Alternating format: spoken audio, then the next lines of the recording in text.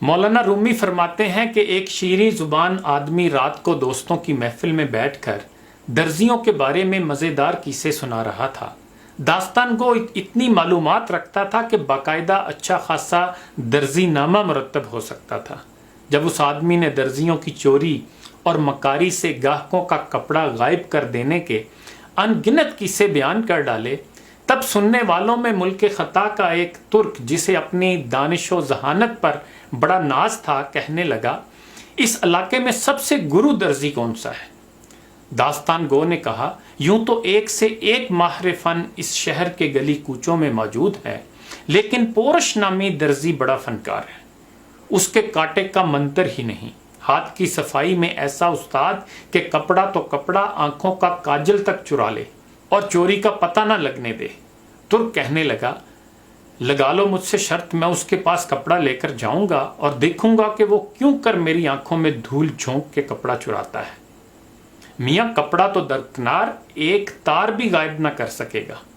دوستوں نے جب یہ سنا تو کہنے لگے، ارے بھائی زیادہ جوش میں نہ آ، تجھ سے پہلے بھی بہت سے یہی دعویٰ کرتے آئے اور اس درزی سے چوٹ کھا گئے، تو اپنی عقل و خرد پر نہ جا، دھوکہ کھائے گا۔ محفل برخاست ہونے کے بعد ترک اپنے گھر چلا گیا، اسی پیچ و تاب اور فکر و اضطراب میں ساری رات گزاری۔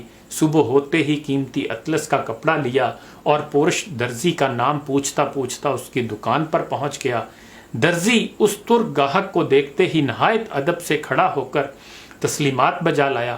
درزی نے خوش اخلاقی اور تعظیم و تکریم کا ایسا مظاہرہ کیا کہ ترک بے حد متاثر ہوا اور دل میں کہنے لگا، یہ شخص تو بظاہر ایسا عیار اور دغاباز نظر نہیں آتا، لوگ بھی خام خواہ رائی کا پہاڑ بنا لیتے ہیں۔ اور یہ سوچ کر قیمتی اطلس درزی کے آگے دھر دی اور کہنے لگا، اس اطلس کی قبا مجھے سی دیں۔ درزی نے دونوں ہاتھ ادب سے اپنے سینے پر باندھے اور کہنے لگا، حضور قبا ایسی سیوں گا جو نہ صرف آپ کے جسم پر زیب دے گی بلکہ دنیا دیکھے گی۔ اس نے کپڑا گز سے ناپا، پھر کاٹنے کے لیے جا بجا اس پر نشان لگائے اور ساتھ ہی ساتھ ادھر ادھر کے پر لطف قصے چھیڑ دیے۔ ہنسنے ہنسانے کی باتیں ہونے لگیں جن میں ترک کو بے حد دلچسپی ہو گئی۔ جب درزی نے اس کی دلچسپی دیکھی تو ایک مزاحیہ لطیفہ سنایا جسے سن کر ترک ہنسنے لگا۔ اس کی چندی چندی آنکھیں اور بھی مچ گئیں۔ درزی نے جھٹ پٹ کپڑا کاٹا اور ران تلے ایسا دبایا کہ سوائے خدا کی ذات کے اور کوئی نہ دیکھ سکا۔ غرض کہ اس پر لطف داستان سرائی میں ترک اپنا اصل مقصد اور دعویٰ فراموش کر بیٹھا۔ کدھر کی اطلس، کہاں کی شرط، ہنسی مذاق میں سب سے غافل ہو گیا۔ ترک درزی سے کہنے لگا، ایسی ہی مزیدار کوئی اور بات سناؤ۔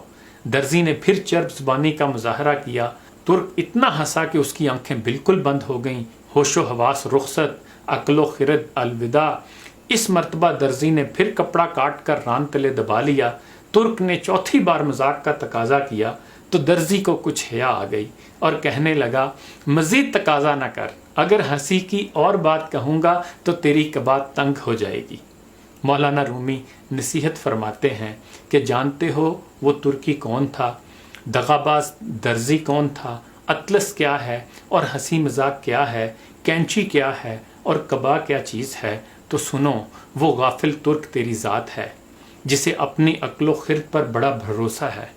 وہ عیار دھوکہ باز درزی یہ دنیائے فانی ہے، ہنسی مذاق نفسانی جذبات ہیں۔ تیری عمر اطلس پر دن رات درزی کی کینچی کی مانند چل رہے ہیں۔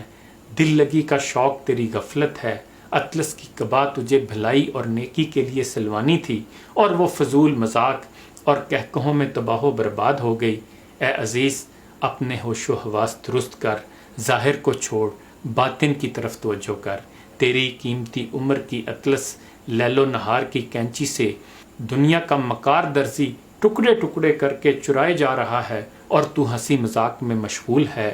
غافل تجھے گھڑیال یہ دیتا ہے منادی، گردوں نے گھڑی عمر کی ایک اور گھٹا دی۔